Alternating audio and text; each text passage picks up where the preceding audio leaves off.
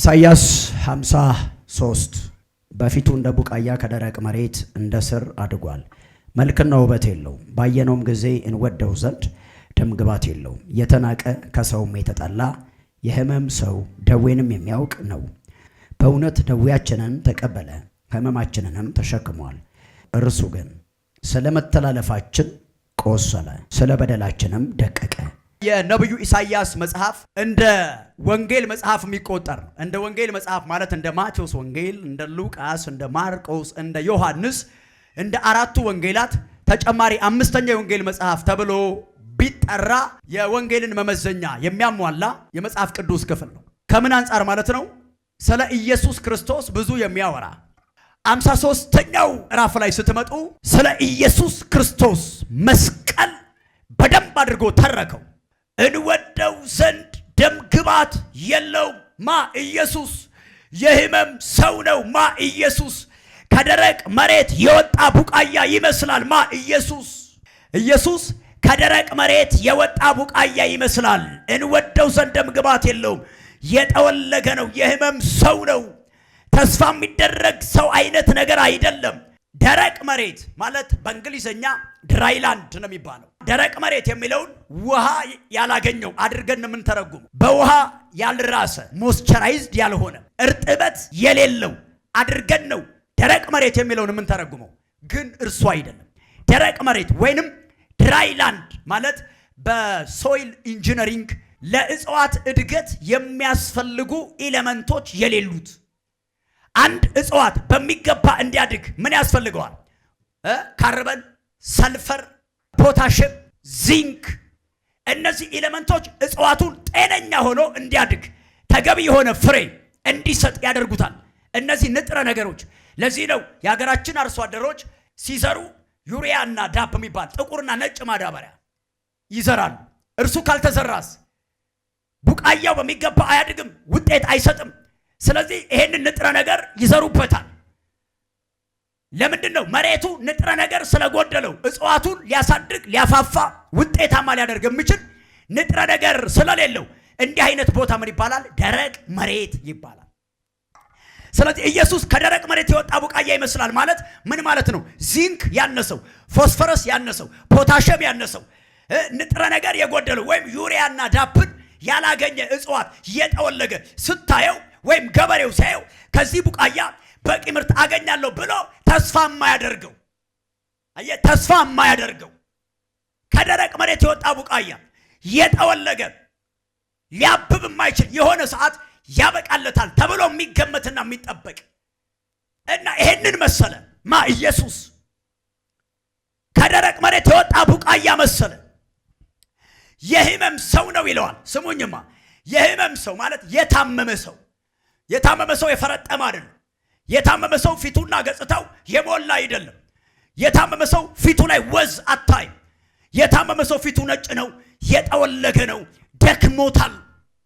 ስታየው እንደታመመ ራሱ ገጽታው ያስታውቃል። ስታየው ቅልስልስ ነው ያለው። ለመራመድ ያቅተዋል፣ ለመንቀሳቀስ ያቅተዋል፣ ለመሮጥ ያቅተዋል፣ ስራ ለመስራት ያቅተዋል። ሰውነቱ በሙሉ የደከመ ነው። ባየኸው ሰዓት እንደታመመ ያስታውቃል ገጽታው። ያንን መሰለ ኢየሱስ የሕመም ሰው። ስታየው የታመመ ነው። ስታየው የኔ ቆንጆ የምትለው አይደለም። ስታየው የሚያጓጓ መልክ የለውም። የደረቀ የጠወለገ የሕመም ሰው፣ የገረጣ ተስፋ የሚደረግ ነገር የሌለበት ሰውነቱን ስታየው እርሱ አለ ስለ መተላለፋችን ቆሰለ፣ ስለማ ስለኛ፣ ስለ በደላችን ደቀቀ፣ የእኛን በደል ተሸከመ፣ እኛን ተክቶ እኛን ወክሎ። ዛሬ እማካፈላችሁ ርዕስ ይሄ ነው። ኢየሱስ ወኪላችን ነው። ኢየሱስ የኛ ኤጀንት ነው።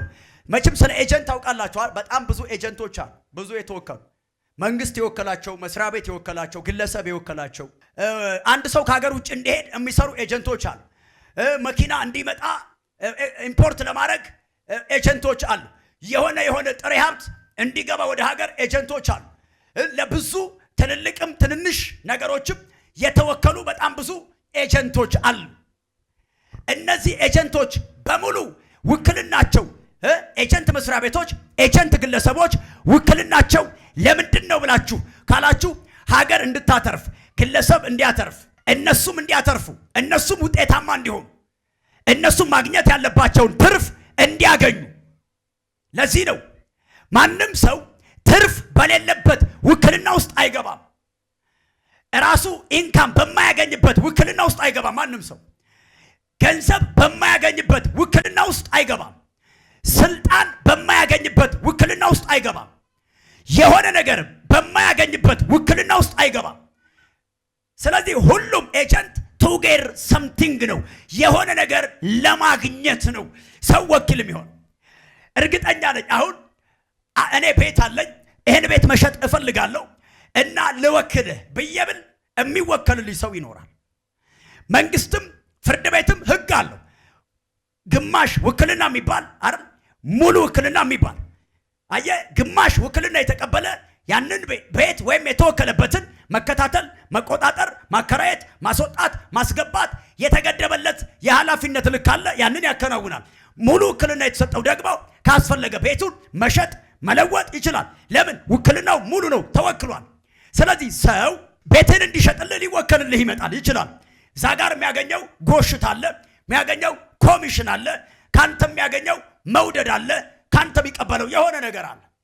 መኪና ሽጥልኝ ብለህ ብትል ብዙ ወኪሎችን ታገኛለህ። በጣም በሰልፍ እኔ ልሽጥልህ ብለው ልወከል ብለው የሚሉ በጣም ብዙ ሰዎች አሉ። ለምን ስትል ያንን መኪና በመሸጣቸው ውስጥ የሚያገኙት ብዙ ነገር አለ። ካንተ አድናቆት ያገኛሉ። የኔ ባለውለታ ትለዋለህ። እንደገና ሸጠ ዝም አትልም፣ የሆነ ነገር ትለቃለህ እና ይወከልልሃል። መኪናዬን ልሽጥ ካልክ ለሆነ መልካም ነገር ልወክል ብለህ ካልክ የሚወከል ብዙ ነው። ነገር ግን የናዝሬቱ ኢየሱስ ለእኔና ለእናንተ ወኪል ሲሆን ሊቆስል፣ ሊደማ፣ ሊወጋ፣ ሊገረፍ በመስቀል ላይ ያንን ሁሉ መራራ ጽዋ ሊጠጣ ኢየሱስ ክርስቶስ ለእኔና ለእናንተ ተወከለልን። እንዲህ አይነት ተወካይ ቀድሞም አልነበረም፣ አሁንም የለም፣ ወደፊትም አይኖርም። ሞትን ልሙት ልወከልልህ ብሎ አለ። እንደዚህ አይነት ጀግና መኪና ልትሸጥ ስትል የሚወከል ታገኛለህ። ቤት ልትሸጥ ስትል የሚወከል ታገኛለህ። የሆነ ከውጭ የሚመጣ ዕቃ አለ፣ ይሄ ውክልና ሰጥቻለሁ ተቀበል ብለህ ብትል ያ ሰው ሮጦ ቦሌ ኤርፖርት ላይ ታገኘዋለህ። ልሞት ነውና ሞቴን ሙትልኝ፣ ልቆስል ልሰቀል ነውና ስቅላቴን ተሰቀልልኝ፣ ሊፈረድብኝ ነውና ና እሱና ይበልና ተገኝ ብለህ ብትለው በፍጹም ብትደውልለት ስልክህንም አያነሳ። ኢየሱስ ግን ተገኘልን። መሞት ያለብን እኛ፣ መሰቀል ያለብን እኛ፣ መገረፍ ያለብን እኛ። መጽሐፉ የሚናገረው በደላችንን ተሸከመ ነው፣ ህመማችንን ታመመ ነው። የእኛን ህመም ወክሎ ታመመ፣ የእኛን መቁሰል ወክሎ ቆሰለ።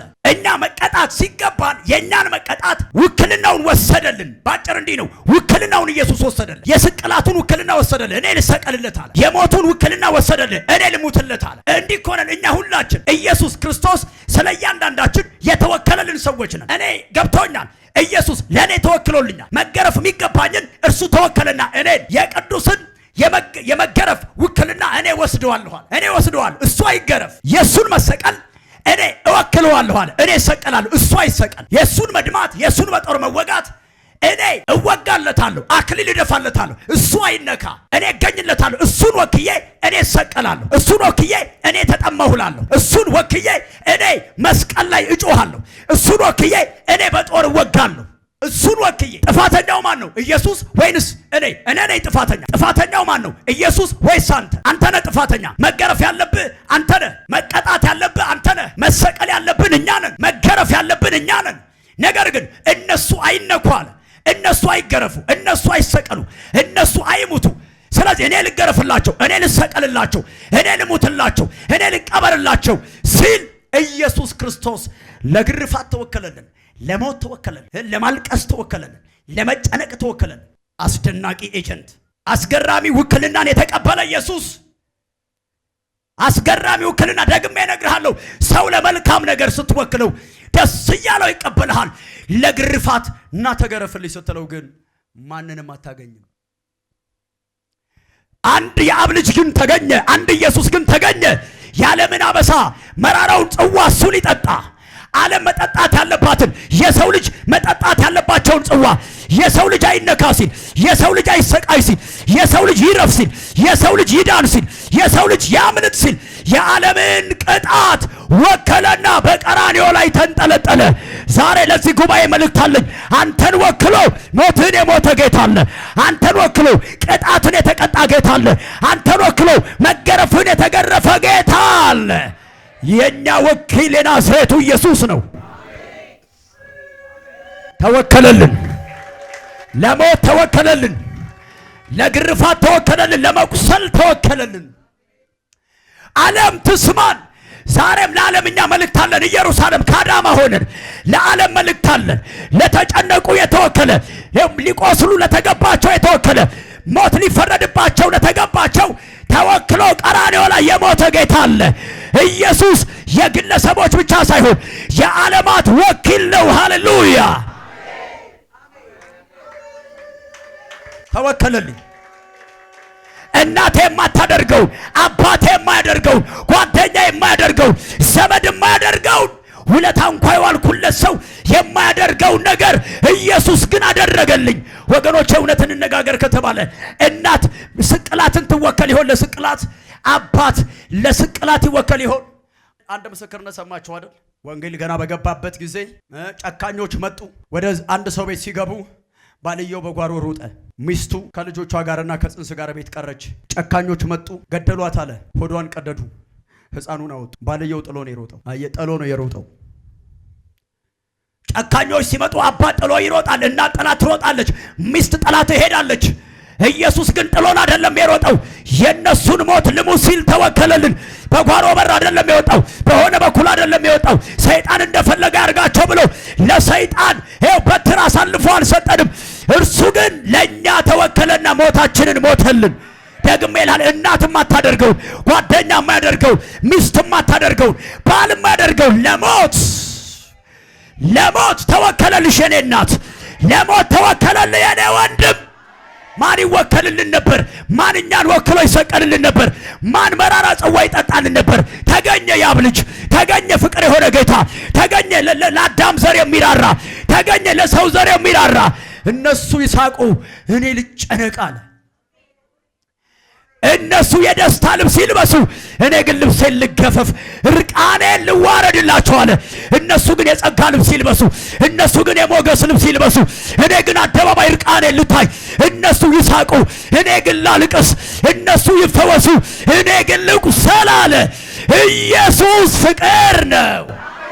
ተወከለልህ፣ ተወከለልኝ።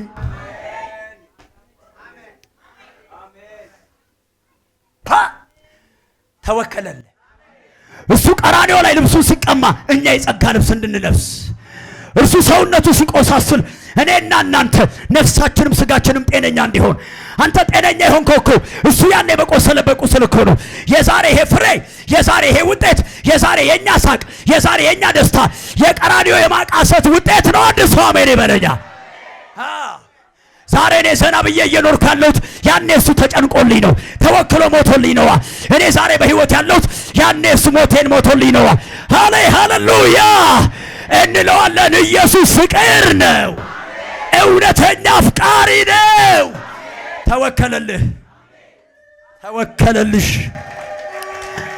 ሰይጣን መቀለጃ ሊያደርገን፣ ሰይጣን የገሃነም ራት ሊያደርገን፣ ሰይጣን ዘላለማችንን በሲኦል ሊያደርገው በነበረ ሰዓት ፍርድ እየጠበቀን እያለ፣ እሳት እየጠበቀን እያለ፣ ትሉማ ያንቀላፋበት ሰፈርና ቦታ እየጠበቀን እያለ፣ ገሃነም የሚባል እየጠበቀን እያለ ወረደ ከሰማይ። ልጄማ ገሃነም አይገባም አለ። ልጄማ በእሳት አይበላም አለ። ልጄማ አይዋረድም አለ። ልጄማ ሲኦል ዘላለሙ በዛ አያልቅም አለ። እኔ ዋረዳለሁ፣ እወከልለታለሁ አለ። እሰቀልለታለሁ፣ እደማለታለሁ፣ እጨነቅለታለሁ፣ እሞትለታለሁ አለ። ኢየሱስ ፍቅር ነው። ተወክሎልኝ ነው። ወዳጆቼ ደግሜ እላችኋለሁ የዛሬ የኛ ሳቅ የሱ ያኔ የማቃሰት ውጤት ነው። የዛሬ የኛ ጤና የነፍሳችን መዳን የመዘመራችን ምክንያት እንዲህ ተሰባስበን በአማረ ሁኔታ በአማረ ጉባኤ ተሰልለን የመቀመጣችን ምክንያት ያኔ ያለ አንዴ ተጨነቀ ቀራንዮ ላይ ያነባለ ቀራንዮ ላይ ያለቀሳለ ቀራንዮ ላይ የደማለ የደሙ ፍሬ ነን፣ የደሙ ውጤት ነን፣ የውክልና ውጤት ነን፣ የጭንቀቱ ውጤት ነን፣ የመከራ ውጤት ነን። ጮህና ተወክሎልኛል በል። ሙሉ ውክልና ወስዶ ከፊል አይደለም ግማሽ አይደለም ሙሉ ውክልና። እሱን በተመለከተ እኔ ልጠይቃል እኔ ልጠይቅ እሷን በተመለከተ እኔን ጠይቁኛል። ዓለም ትጠይቅኛለሽ፣ እርሱን በተመለከተ እኔን ጠይቅ። ሰይጣን ልጠይቅ ትፈልጋለህ፣ እሱን በተመለከተ እኔን ጠይቀኛለህ። ና ከኔ ጋር አውራ። ና ማን ለሌባ ይወከላል? አንተ ማን ለሌባ ይወከላል? ሰፈር ላይ አስቸጋሪ ሌባ ቢኖር በስጋ ከአንድ እናትና አባት ተገኝተ ቢሆን ወንድምህ ቢሆን ለሀገር ያስቸገረ ሌባ የእንትና ወንድም ነው እንዴ ቢልህ አላውቀውም ነው የምትለው። አዎ ሃሌሉያ አትልም። ሌባ ነዋ። ሌሰተኛ ዳሪዋ አዎ የኔ እህት ናት በኩራት እኔ እኮ የእንትና ወንድም ነኝ አይልም። እርሷ ሰፈር ላይ የምትታወቀው ጥሩ ባልሆነ ነገር ነዋ። አዎ በኩራት ወንድሟ ነኝ አትልም። ታፍርባታለህ። በቁማርተኛው ታፍርበታለህ፣ በሌባው ታፍርበታለህ፣ በወንበዴው ታፍርበታለህ። አንድ ነፍስ የገደለ ሰው ቢኖር አዎ ነፍስ የገደለው የከሌ ወንድም ነኝ አትልም። ትደበቃለህ፣ ትሸሸጋለህ። ኢየሱስ ክርስቶስ ግን ሃሌሉያ ለወንበዴው አባቱ ነኝ ብሎ መጣ። ለሌባው ለቀማኛው ያገባኛል ብሎ መጣ። የሚጠየቅ ነገር ካለ እሱን ሳይሆን እኔን ጠይቁኝ አለ። የእሱን ሂሳብን ያወራርደዋለሁ አለ። ሌባ ነው ይሁን ይሁን እኔን ጠይቁን። አመንዝራን አትሁን እኔን ጠይቁን። አጭበርባሪ ነው ይሁን እኔን ጠይቁን። እሱ በሚጠየቅበት ልክ እሱን ተውትና እኔን ጠይቁኝ። ሙሉ ውክልና ከሰማይ ተቀብዬ መጥቻለሁ አለ። ኢየሱስ ፍቅር ነዋ።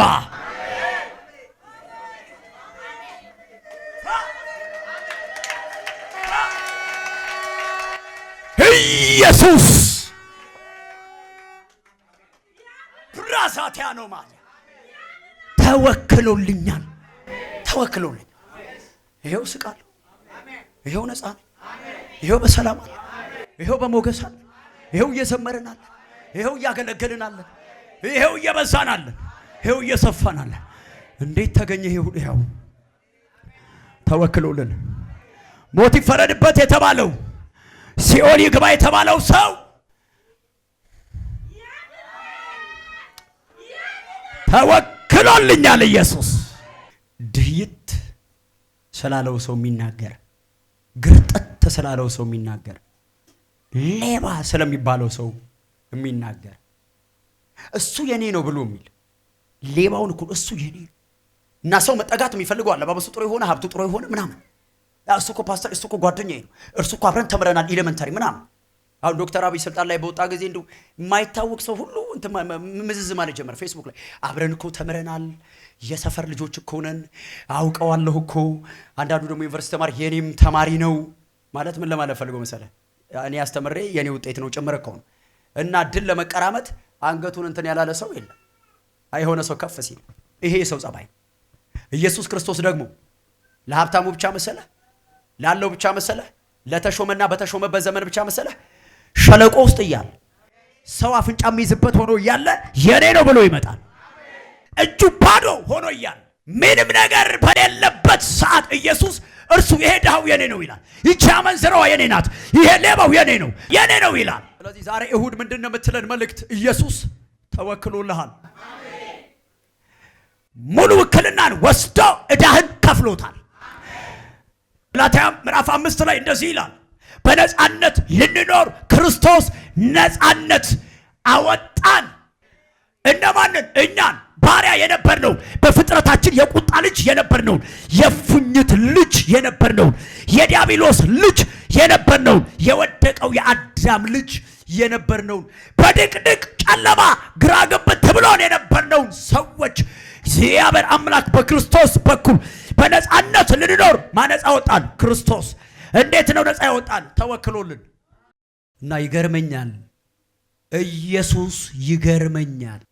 ወንበዴውን ወክሎ ሲሞት የኔ ብሎ ሲጠራ እርሱ የሚጠየቀው ነገር ካለ እርሱን አትጠይቁት እኔን ጠይቁኝ ብሎ ሲከፍልን አይደለም ከፍለን ለመጨረስ ይቅርና ለመክፈል የማናስበውን ዕዳ የኃጢአት ዕዳ የሞት ዕዳ ስከፈለን ከፈለው እኮ በቃ ይኸው ከፈለ።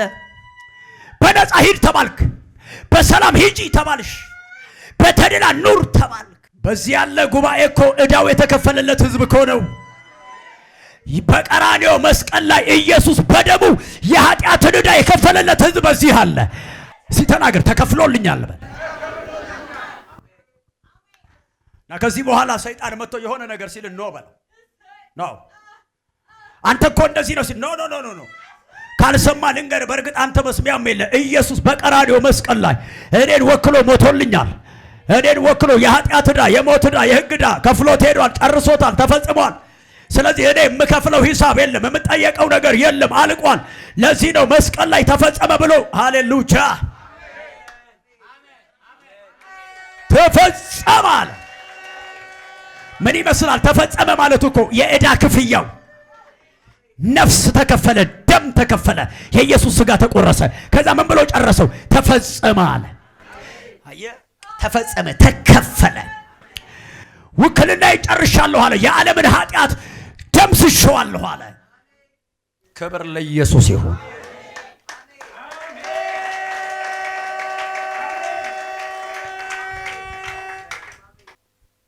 ወኪላችን በአብ ቀኝ ነው ያለው። የኛ ኤጀንት እንዴት ደስ ይላል! ኢየሱስ ጌታ። አንተ ጴንጤነት እኮ ጣጣው ባለቀ ዓለም ውስጥ እኮ ነው የምትኖር፣ በተጨረሰ ዓለም። ባለፈው ነግሬያቸዋለሁ። ሙስሊምን ብጠይቃቸው አሁን አንተ በትሞ ገነት ነው የምትገባው ወይስ ምንብት? ኧረ እኔ እንጃ። እሱንማ የምናውቀው ያኔ ነው ተመዝነን፣ የቂማ ቀን ሚዛን ላይ ወተን መልካም ስራችንና እንትኑ ተመዝኖ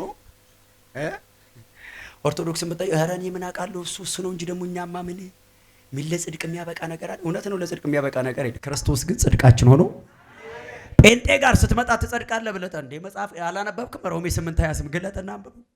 ልጁ በብዙ ወንድሞች ዘንድ በኩር ይሆን ዘንድ አስቀድሞ የወሰናቸውን ጠራቸው፣ የጠራቸውን አጸደቃቸው ነው የሚለው። ያጸደቃቸውን አከበራቸው ነው የሚለው። እኔ እንጃ የሚል መንፈስ አለብህ እንዴ? አንተ ኦልሬዲ ጸድቀሃል ነው የሚለው መጽሐፍ። እኔ አንተም ብሎ ይልሃል። አዎ ልክ ነው፣ እኔም ብሎ። ነገር ግን እኔም ብሎ የተባልኩትን ሰውዬ ወክሎ ኢየሱስ ሃሌሉያ። ልክ እኮ አንቺማ እሷን ብሎ የምትባይ ሴት ነበርሽ፣ እኔማ እሱም ብሎ የምባል ሰው። ልክ ነህ እኮ እንደዛ ነው። እሱ ጋር አልተሳሳታችሁ። ነገር ግን ተወክሎ መጣለና እኛን ወከልና እሷን ብሎ እሱም ብሎ አንተም ብሎ ጸዳቂ ድንቅ የምንባለውን ሰዎች ተፈጸመ አለና ጨረሰልን። እኛን በተመለከተ ማን አለ? ክራይስት የኛ ኤጀንት። መቀመጫው የሆነ ቢሮ አይደለም፣ የሆነ ቦታ አይደለም፣ የሆነ ሰፈር አይደለም፣ የሆነ መንደር አይደለም፣ የሆነ ሞል ላይ አይደለም፣ የሆነ ቢሮ ቁጥር አይደለም። የኛ ኤጀንት መቀመጫው በአብ ቀኝ ነው። ስለኛ ሊያማልድ ዘወትር በሕይወት ይኖራል ተብሎ የተጻፈለት በግርማው በአብ ቀኝ ዛሬም ተቀምጦ አለ። የኤጀንታችን አድራሻ የአብ ቀኝ ነው። ኤጀንታችን ደግሞ ኢየሱስ ይባላል። ኢየሱስ ደግሞ እኛን ወክሎ መስቀል ላይ የቆሰለ ነው። መቁሰል ያለብንን እኛን ተክቶ የቆሰለ መሞት የተገባትን እኛን ነፍስ ወክሎ የሱን ነፍስ ቤዛ አድርጎ የሰጠ። በሕይወት ዘመናችሁ ሀብት ይሁን። ወኪል አላችሁ፣ ተወክሎላችሁ ዕዳችሁ ተከፍሏል። አሜን አሜን። አንድ ሰው ይናገር ተከፍሎልኛል ይበል። የከፈለልን ኤጀንታችን የሆነ ነገር ሰተነው አይደለም፣ በነፃ ነው የከፈለልን። አየው ቅድም እንዳልኩ ለመኪና የሚወከል ሰው፣ ለቤት የሚወከል ለሆነ ነገር ዕቃ ለመቀበል የሚወከል ሰው የሆነ ነገር ለማግኘት ነው። to get something ነው። ኢየሱስ ግን ከኛ የሆነ ነገር ለማግኘት አይደለም፣ ራርቶልን ነው። መነሻው ምህረት ነው። መነሻው ፍቅር ነው።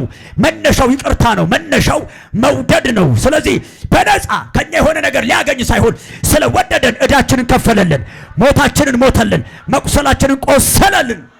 ፍቅር ነው። ክብር ይሁንለት ለኢየሱስ ብቻ። ልልታ ይሁንለታ። የኛ ወኪል የኛ ኤጀንት የናዝሬቱ ኢየሱስ። አንዲት በጣም ጎበዝ የምትባል እናት ልጇን ወደ ዩኒቨርሲቲ ላከችው። ወደ ዩኒቨርሲቲ ስትልክ ድሃ ናትና ያላትን ነገር በዚህም በላ በሙሉ ኃይሏ በመርከብ ልጇን ሸኘች። የሚያስፈልገውን ነገር አድርጋ። መቼም ተማሪ ወደ ዩኒቨርሲቲ ሲሄድ ዳቦ ቆሎ ያስፈልገዋል፣ ቆሎ ያስፈልገዋል፣ በሶ ያስፈልገዋል፣ አንዳንድ ደረቅ ነገሮች ያስፈልጉታል። እሱም በሙሉ አድርጋ የመርከብ ክፍያውን ለሚመለከተው አካል ከፍላ ልጄ ቸር ያገናኘን ብላ ሸኘችው እና መርከብ ውስጥ ገባ። ብዙ ወጣት ተማሪዎች አሉ። ዛ መርከብ ውስጥ ያሉ ተማሪዎች ይጫወታሉ፣ ይስቃሉ፣ ይዝናናሉ። ጉዞው ዘለግ ያለ ሰዓት ነው። የሚያስፈልጉ አስደናቂ የሆኑ ምግቦች በመርከቡ ውስጥ ሞልተዋል እና የሚፈልጉ ሻይ የሚፈልግ ሻይ፣ ማካያቶ የሚፈልግ ማካያቶ፣ ስፕሪስ የሚፈልግ ስፕሪስ፣ አስፈላጊ ነገሮች፣ የምግብ አይነቶች በየአይነቱ አንድ ሀብታም ቤት ይገኛሉ ተብለው የሚገመቱ ምግቦች በሙሉ ሰው ክትፎ ይበላል፣ ያዛል፣ ጥብስ ይበላል፣ በጥሬው ይበላሉ፣ አትክልት ይበላሉ፣ የፈለጉትን ይበላሉ። የዛች ሴት ልጅ ጥግ ይዞ ደረቅ እናቱ ያዘጋጀችለትን ይቆረጥማል። የሆነ ሰዓት ላይ ቆሎ ይበላና ውሃ ይጠጣል።